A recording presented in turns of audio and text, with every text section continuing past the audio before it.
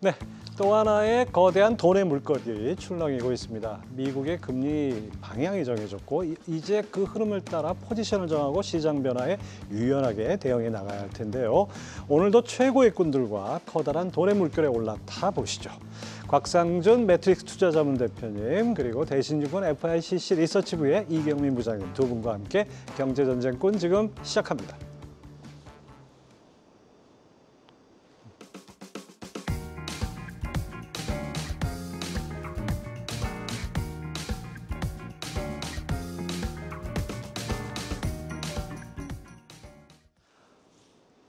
네, 두 분 비 오는데 아주 오느라 고생하셨습니다.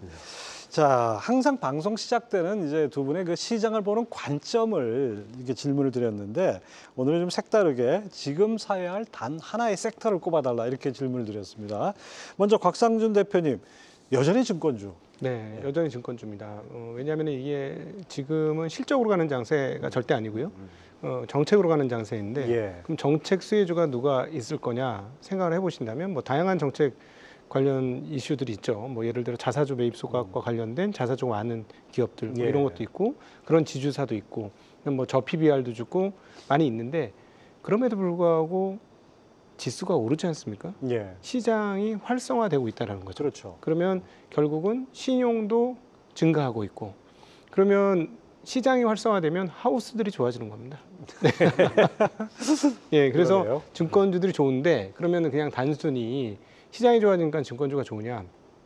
지금 바닥에서부터 한 2배 이상 오른 증권주도 꽤 많거든요. 예. 근데 밸류에이션 측정을 해보면 아직도 여전히 비싸지 않습니다. 아. 예, 은행이라든가 보험은 작년에 굉장히 많이 오르면서 그래도 꽤 올랐다. 뭐 비싸진 않지만 꽤 올랐다 이렇게 볼 수 있는데 증권주는 여전히 시가 배당률이 2배 오르고 나서도 5, 6%대에 있는 시가 배당률을 가진 증권주들이 꽤 많아요. 예. 이 정도면 한국 평균 배당률보다 월등히 높기 때문에 절대 아직까지 비싼 거 아니다라고 볼 수 있죠. 밸류에이션 측면에서는 여전히 여력이 있다. 이렇게 증권주를 꼽아주셨고요. 이경민 부장님은 좀 약간 의외였습니다. 네. 캐즘 극복, 2차 전지 소재주를 얘기를 하셨어요. 캐즘 극복까지는 아니고요. 예. 네, 일단은 최근 순환매 양상들을 보게 된다면은 굉장히 저평가돼 있거나 소외되었던, 예. 잊혀졌던 종목들이 튀는 모습들을 보여주고 있죠. 뭐 최근에는 뭐 카지노도 급등세를 예. 보였고 게임주도 급등세를 보였고 이런 흐름들이 반복되고 있는 상황에서 최근까지 여전히 좀 반등을 했다가 좀 한 달 이상 쉬고 있는 2차전지 소재가 한번 좀 반등을 할 때가 되지 않았나라는 생각을 하고 있습니다. 최근 CATL이 생산을 재개한다는 소식이 또 눌려 있는 상황이긴 한데 중국의 감산 기존 유효하다라고 생각을 하고 있고요.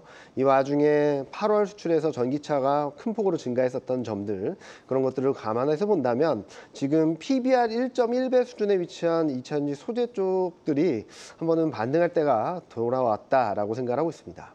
예, 두 분께 지금 이 시점에서 사야 할 단 하나의 섹터를 여쭤봤는데 우리 곽상준 대표님은 증권주 여전히 꼽아주셨고 이경민 부장님은 2차 전지 소재주를 꼽아주셨습니다. 여러분들 주목해서 보시기 바랍니다. 자, 한국경제TV 유튜브 채널에 오셔서 곽상준, 이경민 두 분의 꾼들에게 여러분들의 투자 고민을 주요 채팅에 남겨주시면 방송 말미에 선별해서 해결책을 드리도록 하겠습니다. 자, 먼저 이제 첫 번째 주제. 이번 주에 아주 커다란 증시 이벤트가 있었죠. 바로 FOMC인데요.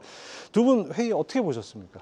네, 그 해석에 대해서 파월이 좀 뻣뻣했다라고 얘기를 했는데 물론 그 겉으로 보긴 그랬습니다만 전도표 찍힌 걸 보니까 내려줄 만큼 내려주겠다는 표현으로 전 보이더라고요. 결국 뭐 스티븐 마이런이 혼자서 굉장히 큰 폭의 그 점을 밑으로 찍어 놓긴 했습니다만 그래서 거기에 대해서 뭐 50bp에 대해서는 아무도 동의 안 한다는 톤으로 파월이 얘기했습니다만 그럼에도 불구하고 내릴 만큼 다 내린다. 즉 앞으로 2번 더 내리고 그리고 내년에도 최소 2번은 일단 내린다. 예. 그러면 제가 보기에는 시장이 원하는 목표치의 상당 부분은 도달하게 된 것 같습니다.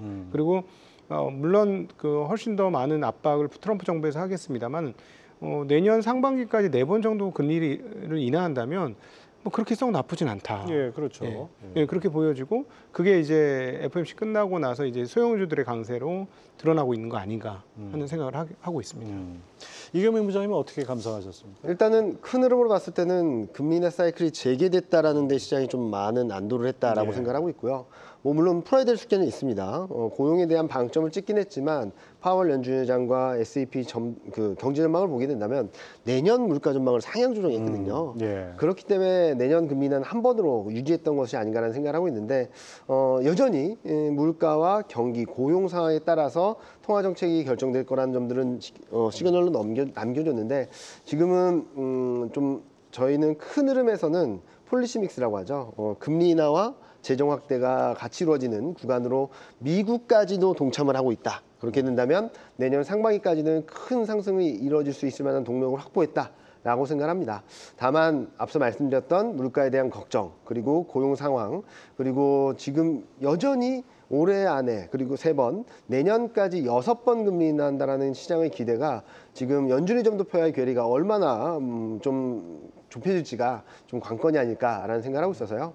다음 주에 있을 PCE 물가 그리고 그 다음 10월 3일 날 있을 고용지표 결과에 따라서 좀 등락은 감안하자라고 말씀드리고 싶습니다. 그렇죠. FOMC 우리가 쭉 이제 꾸준히 보면은 항상 점도표라는 거는 그때 지표에 따라서 또 변하기도 네, 하죠. 맞습니다. 그게 항상 고정된 게 아니기 때문에 뭐 올해 안에 이제 이번까지 포함해서 3번 내린다. 이거 완전히 고정된 건 아니라는 거 여러분들 감안해서 보셔야 될 것 같습니다. 자, 두 분 말씀해 주신 대로 전반적인 흐름은 시장 예상과 부합하고 또 0.25% 내린 거 뭐 다 당위성 뭐 이런 측면에서는 당연한데 파월이 꽤나 길게 금리 인하 당위성을 설명했는데요. 그 금리 인하를 해주긴 하는데 너무 들뜨지 마라. 뭐 이런 뉘앙스도 좀 아까 읽혔어요. 네, 맞습니다. 그럼에도 불구하고 고용 얘기를 굉장히 많이 했거든요. 고용이 좀 신비하게 약화되고 있다. 네. 이런 톤의 이야기를 많이 했고, 그리고 사실 저희들이 입장에서 상당히 충격적인 부분은 AI 관련해서 분명히 그 고용에 영향을 미친다는 얘기를 했습니다. FOMC가 그런 얘기를 했다는 건 상당히 많은 증거 자료를 그렇죠. 갖고 얘기했을 수밖에 없기 때문에 와, 이게 진짜로 AI가 고용에 영향을 미치는 상황이 왔고, 그렇다면 미국 고용이 쉽사리 회복되지는 않을 것이다. 지금 그나마 고용이 건드는 거는 외국 이민자들이 없기 때문에 고용이 건드는 거라서 고용 상황들은 앞으로 미국을 압박할 것이고, 결국 그렇다면 행정부가 저렇게 강력하게 원하는데 아주 인플레이션이 높게 나타나지 않는 한 금리 인하를 반대를 계속할 수가 있을까 예. 하는 그런 생각을 하게 되었습니다. 그러니까 앞서 우리 이 부장님께서 말씀하셨지만 이제 여기서 이제 초점은 저는 환율로 넘어간다고 봐요.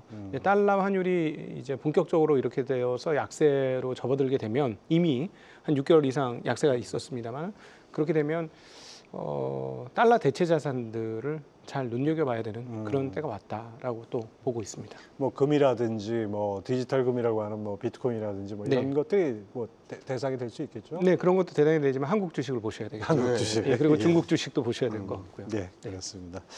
자, 이제 시선은 이제 뭐 앞으로 얼마만큼 금리를 내릴 것이냐, 이게 초점이 맞춰져 있습니다. 그래서 점도표는 뭐 연내 추가 금리 2차례 더 있을 거다 이렇게 예상을 할 수 있는데, 이경민 부장님. 네. 근데 파월이 다소 매파적인 발언을 해서 좀 네. 약간 불확실성이 있다 이런 평가도 나와요. 뭐 일단은 왜 2026년은 금리 인하를 한 번밖에 안 찍었냐에 대한 약간의 변명 같은 느낌이 들었다라고 생각하고 있어요.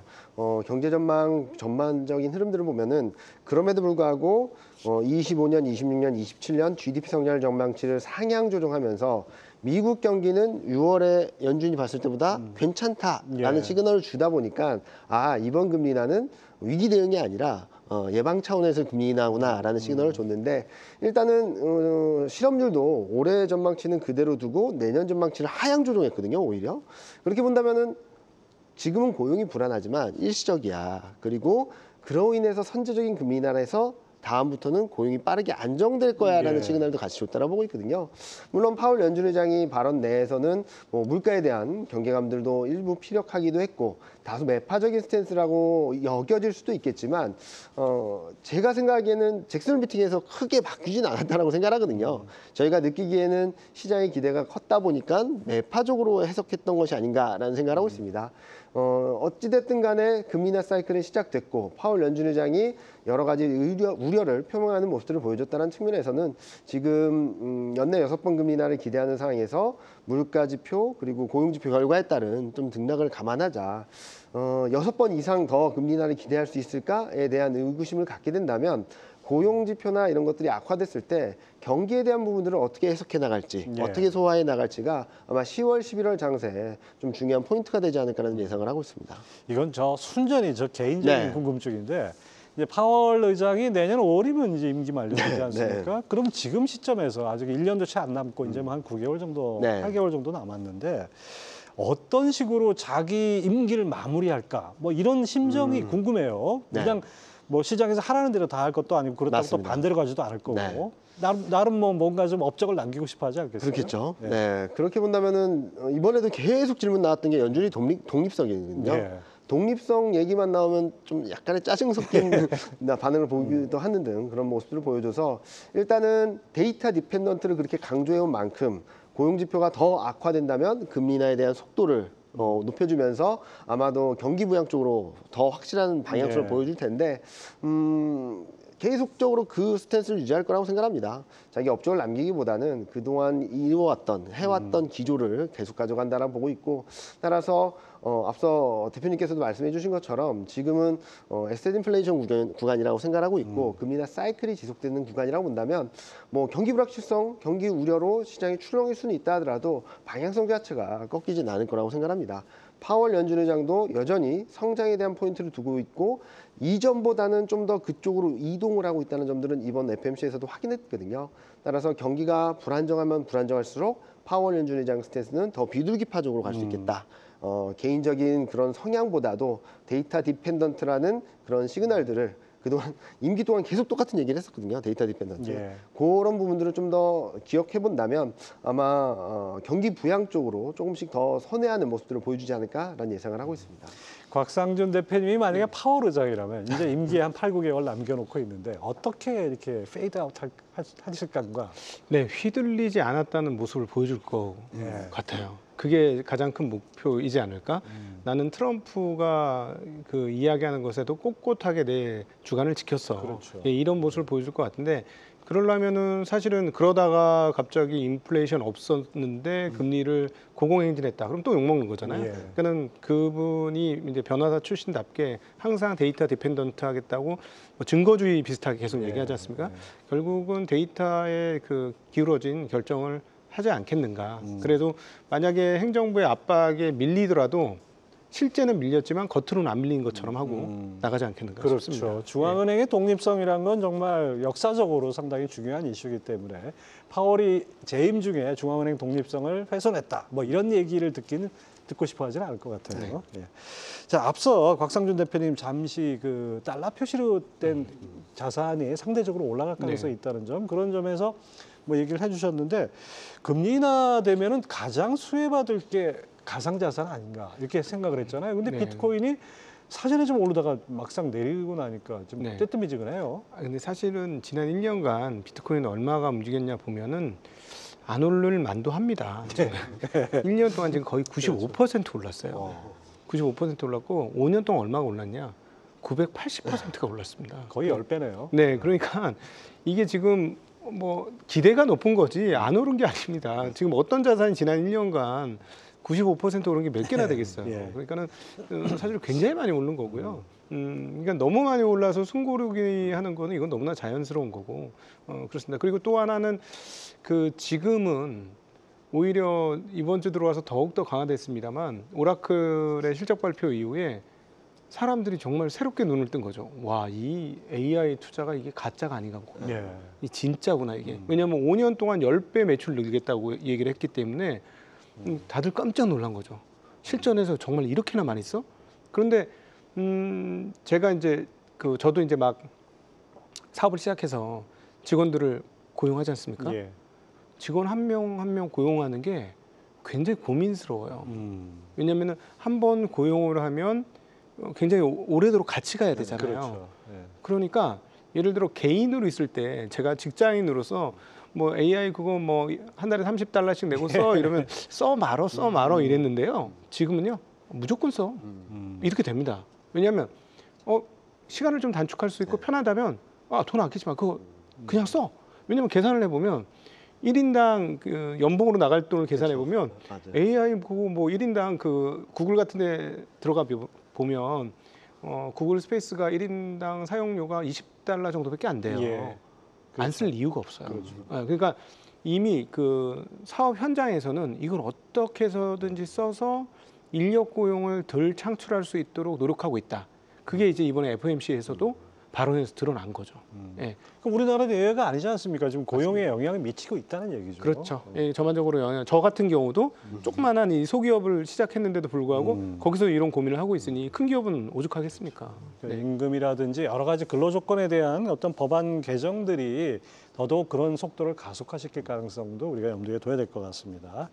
자, 이경민 부장님, 이제 고금리 시대가 저물고 이제 뭔가 점차 금리를 인하하는 커다란 방향성이 제시됐다. 이렇게 하면 안 되겠죠? 네. 자, 그러면 이럴 때 투자 전략을 어떻게, 그러니까 자산 배분을 어떻게 해야 될지 이게 좀 고민일 것 같아요. 일단은 앞서 대표님 말씀해 주신 거에 대해서 전적으로 동의하는데요.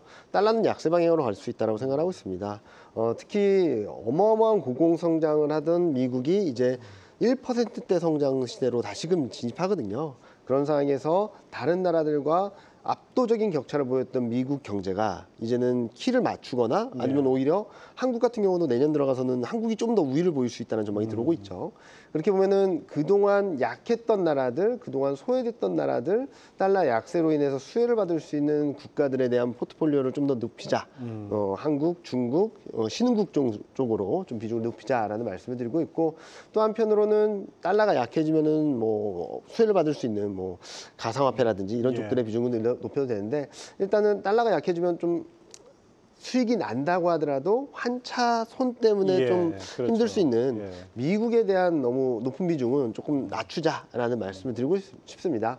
23년, 24년 너무 일방적으로 미국만 좋았고 미국으로만 돈이 들어갔습니다. 그 반대 현상이 최근 그동안 6개월 이상 전개되기 시작했으니까 앞으로 달러가 저희는 달러 인덱스가 90포인트 초반까지 내려갈 수 있다고 보고 있거든요. 내년 상반기까지. 그렇게 본다면은 미국 이외의 지역에서 투자 기회가 훨씬 더 많을 거다라고 생각하고 있어서 위험 자산 쪽, 미국 이외의 자산 이쪽을 좀 포인트를 맞추고 싶다라고 생각하고 있습니다. 제가 달러 인덱스를 쭉 한 20, 30년 그래프를 보니까 이게 100을 단위로 해서 뭐 110까지 갔다가 지금은 한 90대 후반 이렇게 와 있는데, 예전에 그 볼커가 80년대 그 20%까지 금리 올렸을 때 160대까지 올라갔더라고요. 그다음 거꾸로 2008년 금융위기 났을 때는 70선까지 떨어지고, 그러니까 이 달러 인덱스가 고정된 게 아니고 상당히 변동이 크다. 이런 점도 여러분들 보시기 바랍니다.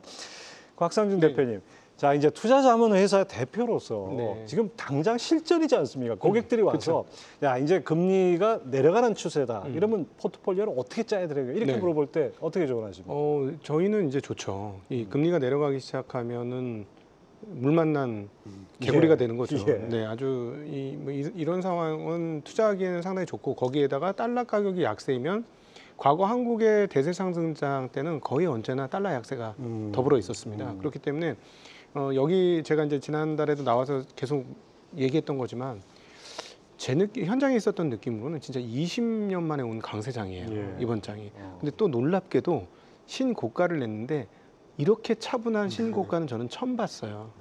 그렇지 않습니까? 별 얘기가 없어요.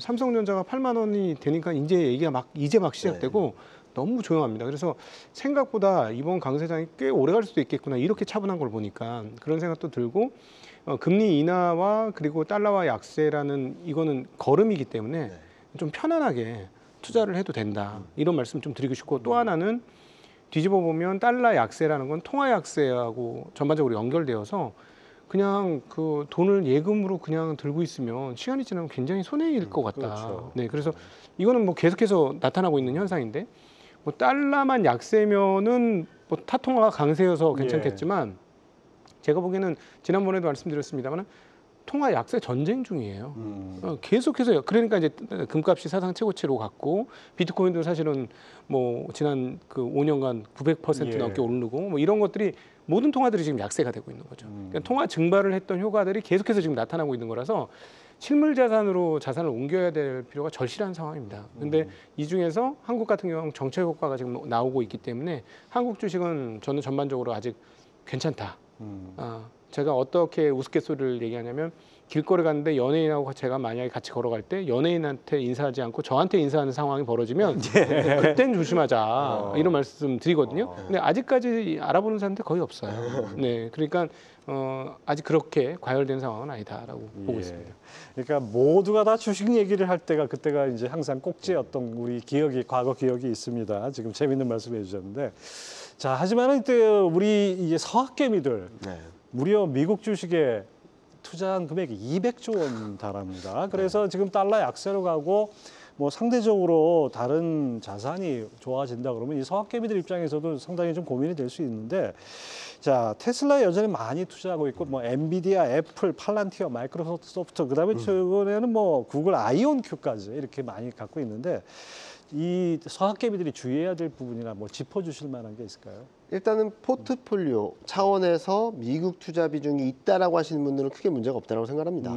한국도 투자하고 미국도 예. 투자하고 중국도 투자하고 뭐 가상화폐도 투자하고 일부 채권도 투자하는 차원에서의 미국 투자는 되게 괜찮은 배분이다라고 생각하고 있는데 만약에 미국 주식에 너무 많은 비중이 예. 쏠려 있다라고 하시는 분들은 그래도 최근 미국 증시가 사상 최고 챙진을 하면서 종목별로는 좀 아직까지 미진한 부분들도 있긴 하지만 많은 종목들이 수익률이 나는 상황이라고 생각하거든요. 그렇게 본다면은 최근 원달러율이 다시 오늘도 1,400원을 근접한 상황이고 그리고 주가도 어느 정도 올라온 상황이라고 본다면 일부 차익 실현을 하셔서 한국 주식으로 또는 중국 주식으로 미국 이외의 자산을 조금씩 늘려가는 게 맞지 않을까라는 생각을 하고 있습니다.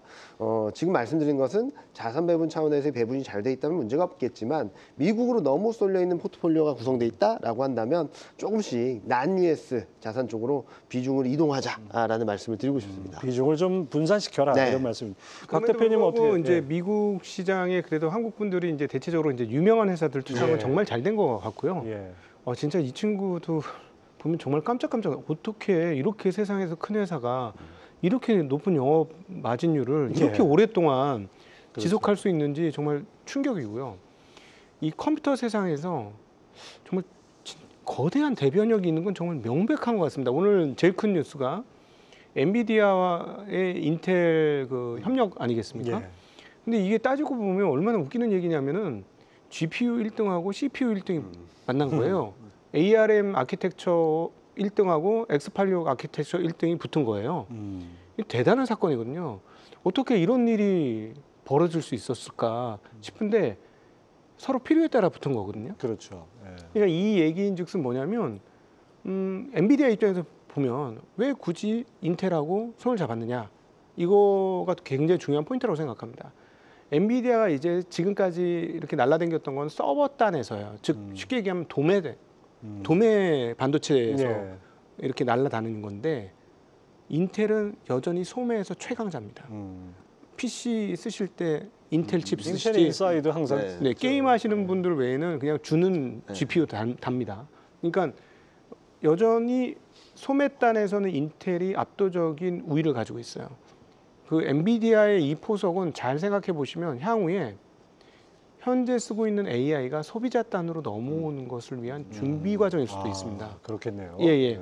그럼 이 말인즉슨 무슨 말이냐면 지금 엄청난 전력을 쓰는 초고성능 데이터 센터의 컴퓨팅 능력이 일부 지역 단으로 내려온다. 디바이스 단으로 내려온다라는 것이고 제가 느끼기에는 이 부분은 그 기업들 중에서 첨단 기업들은 그동안에는 항상 네트워크 쪽에서 거주를 했습니다만 네트워크가 불안할 수밖에 없어요. 보안 문제에 있어서. 예. 그런 자체적인 인트라 서버를 만들고 싶은데 인트라 서버 안에서도 AI 쓰고 싶겠죠?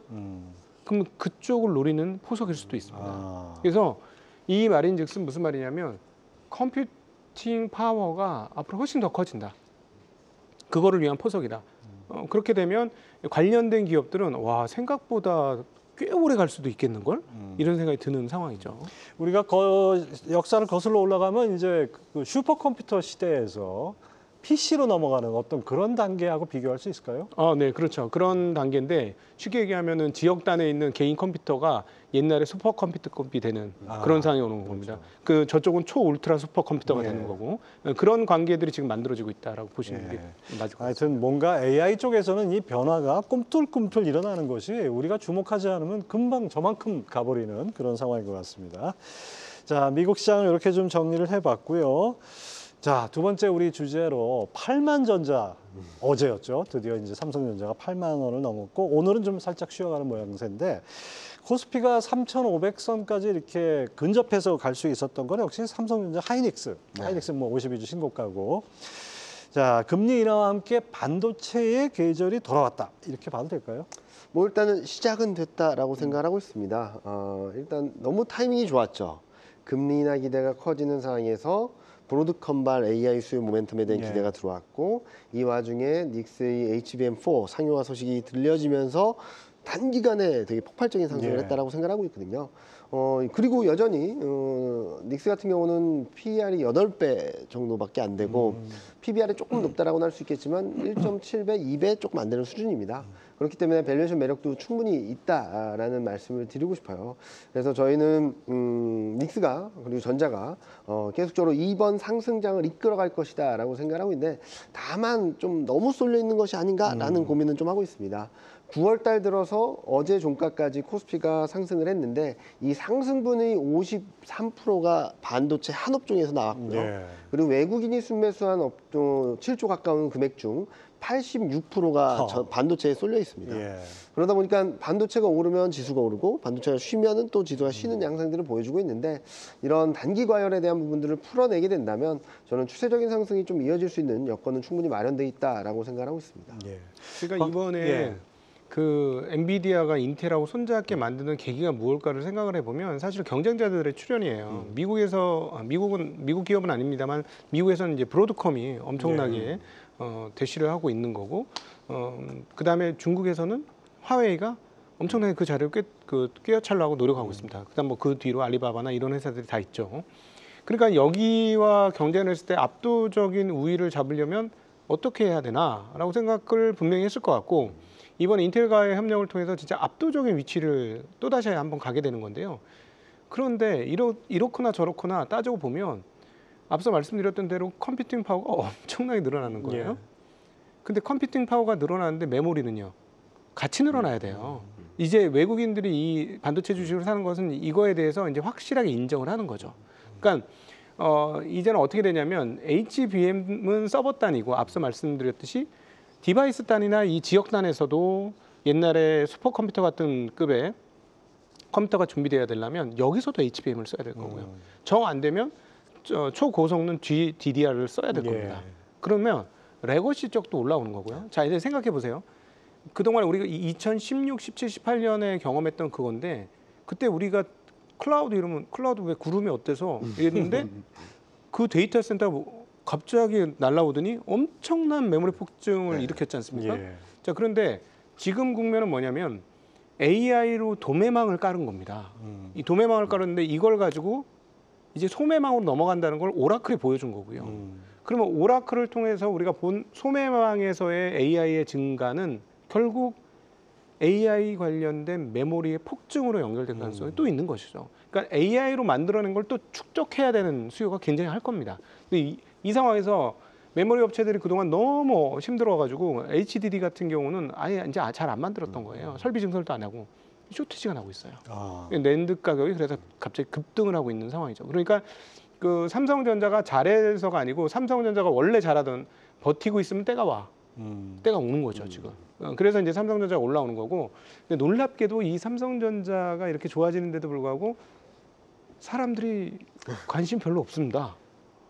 옛날 같았으면 지금 이 정도 8만 원 가격이면 들썩들썩 했을 것 같거든요. 조용합니다. 바로 그 이유가 지금 뭐 하이닉스 가지신 분들이야 뭐 연일 신고가 경신하고 하니까 아주 해피한 입장이지만은 삼성전자 국민주라고 하는 삼성전자 많은 분들이 여전히 9층, 10층에 계신 분들이 있어서 본전만 오면 팔고 싶죠.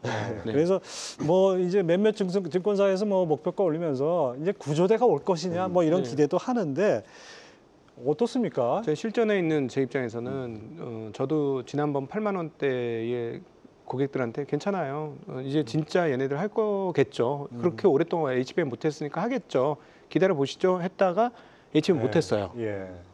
그래서 나락갔죠. 그래서 나락이 가면서 5만 원까지 깨졌지 않습니까? 예.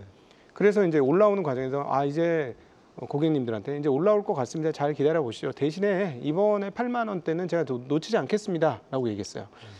막 전화가 오는 거예요. 당신이 얘기했던 그 자리에 왔어. 어떻게 할 거야? 어떻게 하요? 예, 근데 저의 대답은 이거였습니다. 상황이 많이 달라졌습니다. 삼성전자의 좋은 뉴스가 지금 진짜 많아지고 작년에 목을 빼고 기다렸는데 우리를 실망시켰던 그런 양치기 소년 같은 일들이 실제로 늑대가 온 것 같습니다.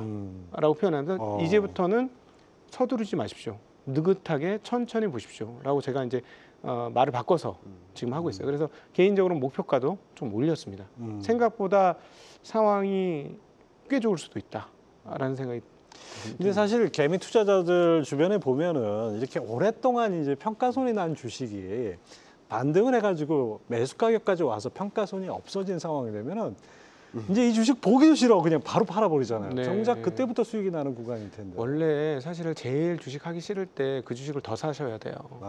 조금 이따 뭐 또 한번 얘기를 하겠습니다만 지금 제일 보기 싫은 대형주가 뭐냐면 현대차예요. 현대차 기차.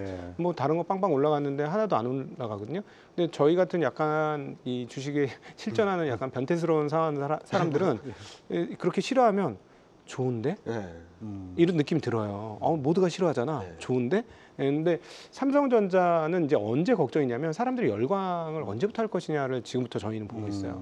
열광하는 시점부터는 발을 빼야 되겠다. 오히려 예. 역발상 투자네. 예, 그렇죠. 그래서 그러면 이번에는 언제부터 열광할 거냐? 제가 보기에는 전 고점 가면 열광할 것 같아요. 9만 원대 가면 열광이 시작할 거고 그때부터는 진짜 조심을 해야 되겠다는 생각을 가지고 있습니다. 근데 그때 되면 삼성전자에 대한 긍정론이 만발할 거다라고 예상을 하고 있습니다.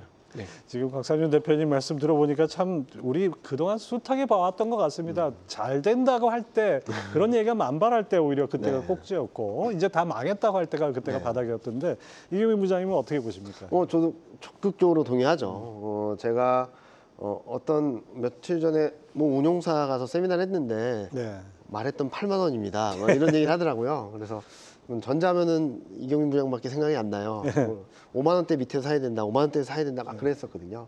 그 정도로 좀 빠르게 올라온 건 맞아요. 그렇기 때문에 저희는 큰 흐름을 봤을 때 내년 상반기까지는 더 큰 상승이 있다라고 생각하고 있어서 지금은 놓치지 말아야 된다라고 생각을 하고 있습니다. 그리고 아까 되게 좋은 말씀을 해주셨는데요. 아무도 안 쳐다볼 때 주식을 담고 너무나도 열광할 때 모두 똑같은 얘기를 할 때 주식에서 발을 빼는 거라고 생각하고 있거든요. 지금 아직까지 삼성전자는 그렇게 열광하는 단계는 아니다. 더 상단이 열려 있다라고 생각하고 있습니다. 네. 예. 하여튼 뭐 이게 뜻대로만 되면 얼마나 좋겠습니까? 그 사실 역발상 투자가 말이 쉽지 정작 본인이 그런 선택의 순간에서는 더 어렵지 않나 저는 그 생각도 좀 해봅니다. 장비 부품주들도 괜찮죠? 네, 저희는 계속 괜찮다라고 말씀드리고 있고 특히 이제 국내 산업 정책들이 들어올 거거든요. 지금 AI 관련된 카테고리의 산업 정책들도 나오고 있고 초혁신 경제를 위한 산업 정책들도 나오고 있고 예산안 대규모로 편성을 하고 728조에 달하는 예산이 내년에 예정돼 있는데 R&D 예산이 19.4% 늘어납니다. 전년 대비. 그리고 산업 정책 예산도 14.7%가 늘어나고요. 이렇게 된다면은 우리나라 소재 쪽에서의 정책에 대한 기대감들도 들어올 수 있다는 측면에서 대형주와 더불어서 장비 부품 소재들도 관심을 갖고 바라보시는 게 지금 투자 전략에서는 좀 더 유리하지 않을까라는 예상을 하고 있습니다. 예, 그 다음에 또 이제 우리가 또 짚어봐야 될 게 한때 국민주 소리 들었던 네카오가 있습니다. 근데 지난주 이경민 부장님이 네이버 카카오 이젠 주목해야 되지 않나 이렇게 얘기하셨는데 언급해 준 중에 카카오가 딱 그렇게 좀 눌림목 이후에 반등하는 그런 모습을 보였는데 역시 금리나 수혜주도 이렇게 볼 수 있을까요? 그것도 있겠지만 전반적으로 다시금 되돌아보는 시기가 되지 않았나라는 생각을 하고 있습니다. 저희는 큰 흐름에서는 엔사를 되게 좋게 보고 있어요. 서버린 AI도 참여하고 여러 가지 긍정적인 동력들이 있을 거라 보고 있는데 좀 비용이 좀 많이 들겠죠.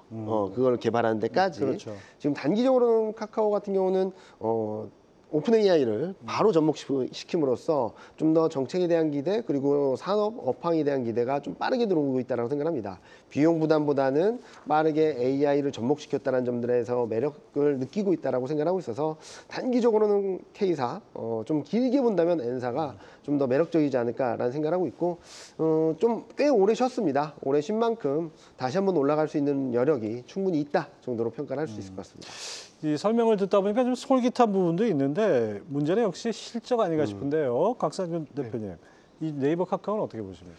역시 뭐 말씀하신 대로 뭐 실적은 확실히 네이버가 좋고 앞으로 AI 시대에서도 한 발 더 앞서갈 수 있는 능력을 가지고 있으니까 뭐 긍정적으로 봅니다. 그리고 기본적으로 이제 이 그 목줄을 딱 잡고 있잖아요. 아니 제가 사실은 좀 가벼운 SNS나 메신저로 이렇게 소통을 하고 싶어서 연락을 하면 근데 또 다시 그 K사로 넘어가요. 사람들이 자꾸 그냥 다른 데로 잘 안 오는 거예요. 그래서 와 여기 정말 그 뭐랄까 앵커 효과가 정말 대단하구나 한국에서. 그래서 한국에서는 여전히 계속해서 매출과 이익이 밸류에이션 대비는 적지만 이익은 올라올 겁니다. 매출과 이익은 계속해서 올라올 거라서 뭐 그 다른 업황에 비해서는 뭐 분명히 좋다. 근데 이제 워낙 2차 전지와 더불어서 가장 비싼 가격을 한번 형성해서 그래서 그런 측면에서 보면 오히려 N사가 저도 개인적으로는 조금 여력이 더 있지 않을까 하는 생각을 하고 최고가 있습니다. 대비 뭐 한 반토막 아직도 그 수준이니까 많이 올라왔다 해도 아직 먼 것 같습니다. 앞서 곽상준 대표님 이제 그 AI 분야에서 뭔가 커다란 변화들 언급해 주셨는데 이 관건은 네카오도 마찬가지인 것 같아요. AI 시대에 어떤 전략을 펴느냐가 어떤 비전을 제시하느냐 이게 중요할 것 같은데 네이버 AI 전략은 좀 더 이 구글처럼 검색 쪽인 것 같고 카카오는 이번에 뭐 이프 발표했잖아요. 거기 보면 거의 뭐 SNS처럼 하겠다 뭐 이런 식으로 느껴지는 것 같아요. 자기네들이 잘했던 거 하는 거죠. 근데 어떻습니까? 저희들이 지금 쓰고 있는 AI가 무엇을 대체했다라고 검색을 대체하는 거. 그렇죠. 그렇죠. 이 검색을 대체했어요. 그러니까 귀찮아서 옛날에 막 찾아봤는데 그거 안 하고 그냥 바로 물어보거든요. 그러면은 검색 쪽에 조금 특화가 됐던 쪽이 일단 먼저 유리할 것 같고요. 근데 결국은 어떻게 되냐면 옛날에 뭐 카페라든가 이런 것들이 굉장히 가벼운 단위로 내려왔어요. 요즘 카페나 이런 거 잘 안 돼요. 온라인 카페 같은 게. 왜냐하면 무겁거든요. 글도 길게 써야 되고. 근데 요즘은 다 단발성입니다. 다 대화방으로 통일이 되고 있어요. 그러니까 초반에는 분명히 말씀하신 대로 그 검색이나 이런 쪽으로 가는데 나중에 되면 서로 간에 대화할 때 찾아보는 쪽으로 시간이 지나면 좀 방향이 바뀌지 않겠는가 그런 생각은 가지고 있습니다. 다 일리가 있는 얘기네요. 예.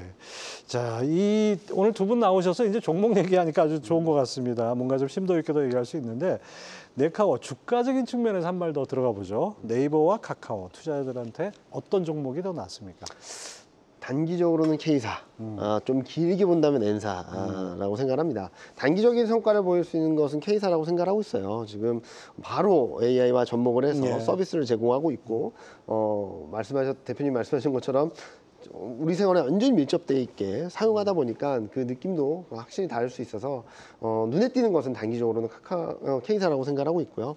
만약에 좀 긴 호흡으로 투자를 하신다게 된다면 소버레인 AI 쪽에서 국가 선정이 됐고 거기에 대해서 성장을 하고 거기 성과를 낼 수 있다는 기대감들이 살아있는 N사 같은 경우는 꾸준히 올라가는 그림들이 나오지 않을까라는 생각을 하고 있습니다. 특히 두 개 모두 다 단순하게 AI만 가지고 하는 건 아니거든요. 그래서 실적 안정성으로 본다면 N사 그리고 좀 움직이는 그림들을 보게 된다면 K사 정도로 볼 수 있겠습니다. 한 가지 궁금한 게 좀 약간 이거는 좀 짚어보고 가야 될 것 같은데 새 정부가 뽑은 국가대표 AI 서브레드 AI 기업의 카카오가 탈락해서 좀 이변으로 평가되는데 지난 5일 발표했는데 그 후에는 오히려 주가가 좀 올랐어요. 이거 어떻게 봐야 될까요? 네, 뭐 아마 처음부터 사람들이 많이 기대를 안 한 게 아닐까.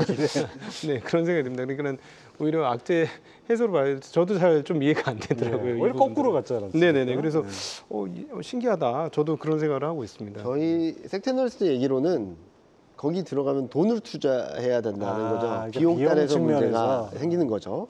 그리고 K사 같은 경우는 그거를 안 하고 이제 오픈 AI를 붙여버림으로 인해서 곧바로 서비스를 할 수 있다는 그렇죠. 점에 대해서 조금 더 매력도가 높다라고 생각하는 것 같습니다. 그렇게 볼 수도 있겠네요. 네.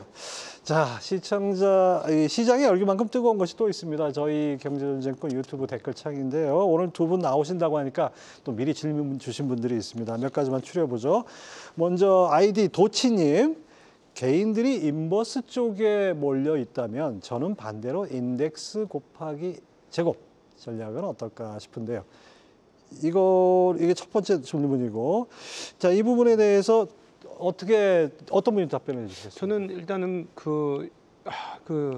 좀 긍정론에 좀 서셨으면 좋겠어요. 지금 인버스로 가지 마시고. 아니 왜냐하면은 얘가 나와 있잖아요. 일본도 그렇고 중국도 그렇고 미국도 그렇고 미국 같은 경우는 주가 떨어지면 못 견디잖아요. 관세하겠다는 것도 푸는 게 미국 아니겠습니까? 그러니까는 이제는 전반적으로 주식시장 쪽으로 자금을 이동해서 중산층을 지키자고 하는 것이 거의 모든 국가들의 공통된 뭐랄까 정원 명령 같은 거잖아요. 예. 지금. 근데 시장이 떨어질 것이다. 이거는 저는 개인적으로 너무 본인을 과신한 것 같아요. 그냥 많이 올랐으니까 이제는 좀 예. 조정이 올 거다 뭐 이런 얘기 그렇죠. 아니겠습니까? 근데 그러면은 그렇게 따지면은 지금 2014년부터 10년 동안 일본 증시는 지금 4배가 올랐습니다. 그런 일이 벌어지면 어떻게 하시려고? 그러니까 이거는 저는 하지 말아야 될 행동 중에 하나가 시장을 예측하는 행동이에요. 이게 별로 결과 좋지 않아요. 그래서 이런 것들은 좀 안 하셨으면 좋겠고, 그러니까 지금 본인이 개인들이 인버스 몰려 있으니까 이거 결국 잘못된 거라서 반대 포지션으로 해서 가겠다는데 이제 또 곱하기 2 전략이면은 레버리지 쓰겠다 하시는 예. 거잖아요. 개인적으로 그렇습니다. 지금 당장 돈 버는 것보다 주식시장으로 계속 꾸준히 돈을 어떻게 벌 것인가를 좀 고민을 해보실 필요가 있을 것 한 같아요. 번하고 끝내는 게 아니죠. 예, 계속 예. 가야 되죠. 왜냐하면 자 보십시오. 미국 같은 경우도 인덱스 투자해서 지난 10년간 인덱스 투자했으면 부가 어떻게 됐겠습니까? 만약에 퇴직금 거기다 다 넣어놨으면 지금 아주 매 휴가 때마다 어디 갈까 이런 고민하지 않겠습니까? 예. 근데 아마 한국도 그런 시장이 펼쳐질 거예요. 그러니까 좀 장기적으로 보시면서 오래 들고 갈 수 있는 게 무엇일까를 한번 좀 고민해 보셨으면 좋겠고, 시장을 너무 맞추려고 하지 마십시오. 그리고 만약에 우리 한국도 외국과 같은 시장이 된다면 그냥 긍정론자가 결국 시간이 지나면 이기는 장이 올 겁니다. 그래서 그냥 인덱스를 사놓고 오래도록 난 갈 거야. 한국의 성장을 믿어. 물론 기업들의 성장은 눈에 안 보이니까 안 믿어지겠죠. 근데 자산 시장은 오를 겁니다. 그러니까 그냥 좀 편안하게 그렇게 가실 필요가 있지 않을까 하는 생각을 좀 가지고 있습니다. 항상 우여곡절이 있지만은 지내놓고 보면은 이제 시장은 우상향했다는 것이 우리 과거 경험인데 막상 또 우여곡절 우여곡절 수준에서는 상당히 좀 불안한 것도 사실입니다. 자, 두 번째 질문, 이게 보윤이라는 아이디 쓰시는 분, 오늘 자동차 얘기는 안 나온 것 같은데 현기차 관세 버텨낼 수 있을까요? 이런 질문 주셨는데, 자, 우리 시장에서 반도체 못지않게 자동차 중요하지 않습니까? 이거 어떻게 관세 협상 만약에 이게 제대로 안 되면은 이 현기차 어떻게 버팁니까? 흔들 수밖에 없겠죠. 관세 이슈가 굉장히 불안정하다라고 생각하실 수도 있는데, 일단 생각하셔야 될 것은 미국 내 판매되는 자동차, 한국 자동차 중에 60%가 현지 생산입니다. 예. 그리고 내년엔 70%가 됩니다. 충격은 있겠지만 많은 분들이 걱정하신 것처럼 어마어마한 폭풍이 있을 거다. 그렇게 보긴 좀 어렵지 않을까. 많은 부분들을 좀 선반영하고 있는 것이 아닌가라는 생각을 하고 있고요. 두 번째로는 최근 수출을 보면은 계속 자동차 수출이 플러스입니다. 예. 유럽 때문입니다. 유럽 경기가 조금씩 올라오면서 유럽 쪽에서 자동차 수출이 크게 증가하면서 전체 자동차 수출, 미국은 마이너스지만 그걸 메이크업 해주고 있거든요. 이렇게 본다면 한미 무역 협상이 최악의 상황으로 가게 된다면 단기 충격은 있겠지만 이로 인해서 자동차 주가가 더 부러지고 추세적인 하락을 할 가능성은 높지 않겠다.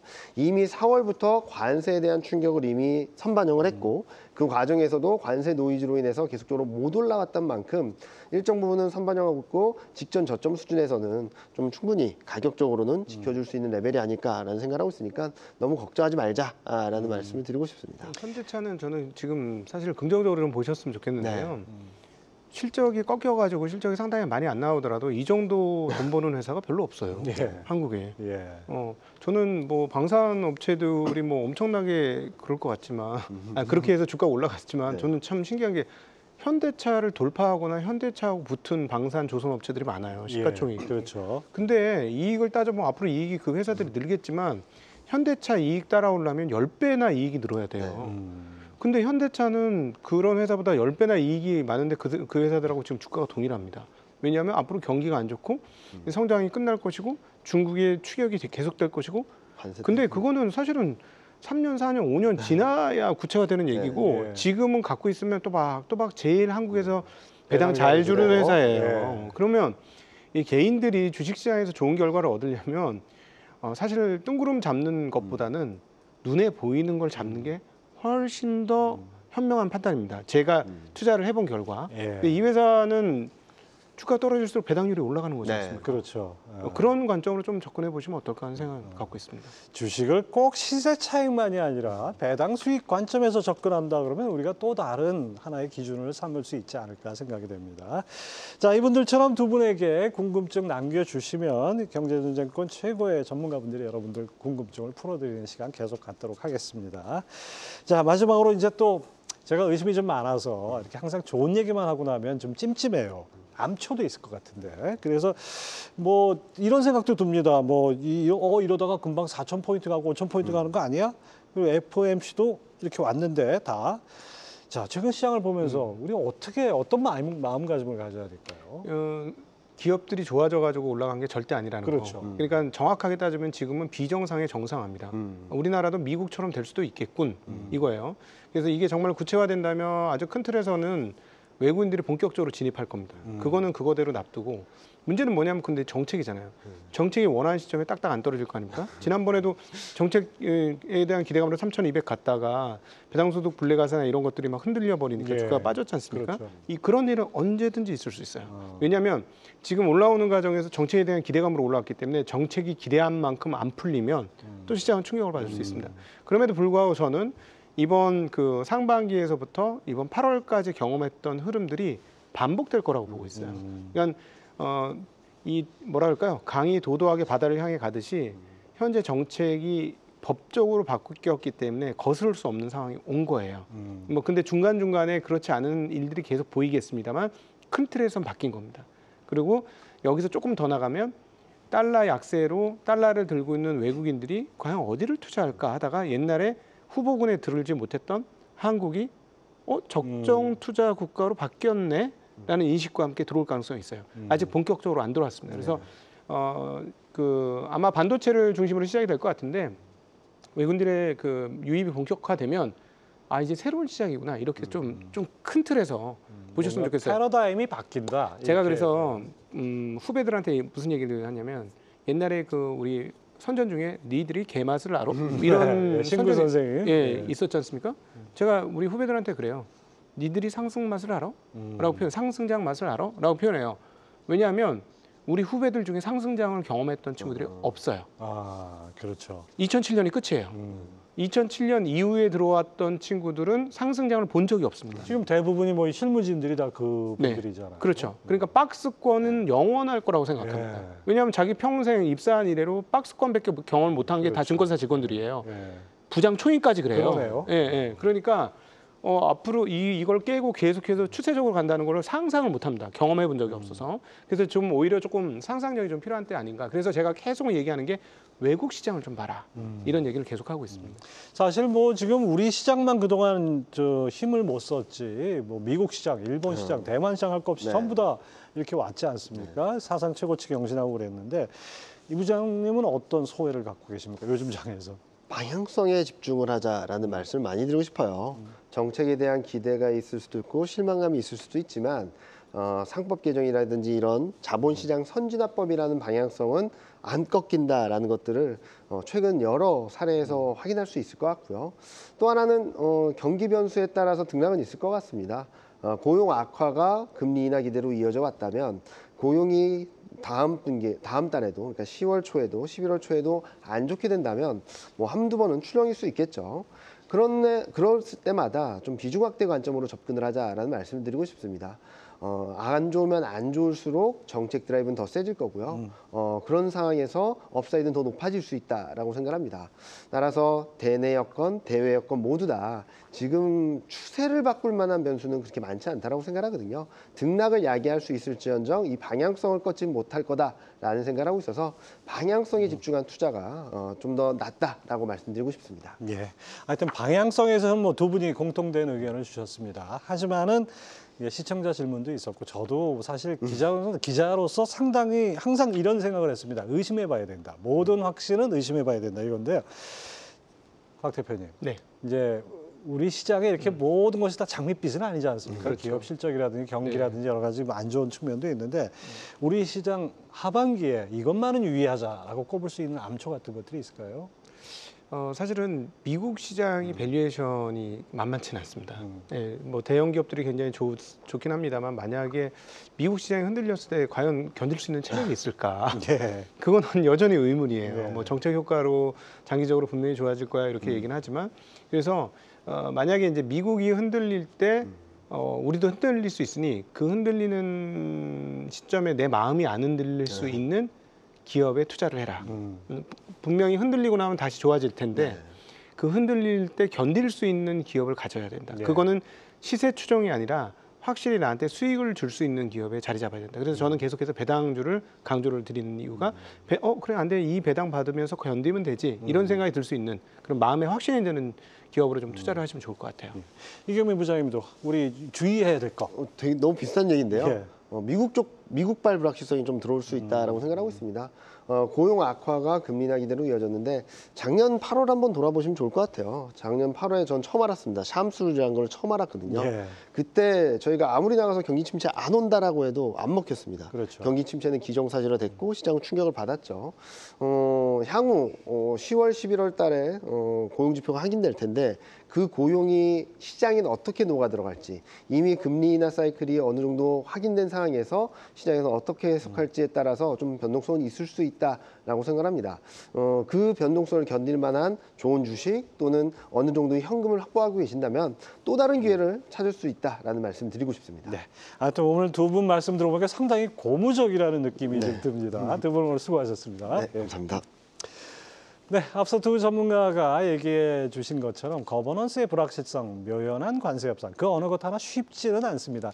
여기에 각각의 개별 기업의 이슈도 살펴야죠. 실적과 모멘텀도 두드려봐야 합니다. 하지만 서두에도 말씀드렸듯이 이미 시장은 방향을 정한 것 같습니다. 이제는 시장의 방향성에 대한 의심보다 각각 개별 종목과 섹터를 집중해서 공부할 때가 아닌가 싶습니다. 경제전쟁꾼 토요일 아침 7시에 유튜브에 업로드됩니다. 방송을 놓치셨다면 유튜브로 찾아와서 여러분들의 의견 남겨주시기 바랍니다. 경제전쟁꾼 마치겠습니다. 다음 주에도 금요일 오후 6시 더 나은 인사이트로 찾아뵙겠습니다. 시청해주신 여러분 감사합니다.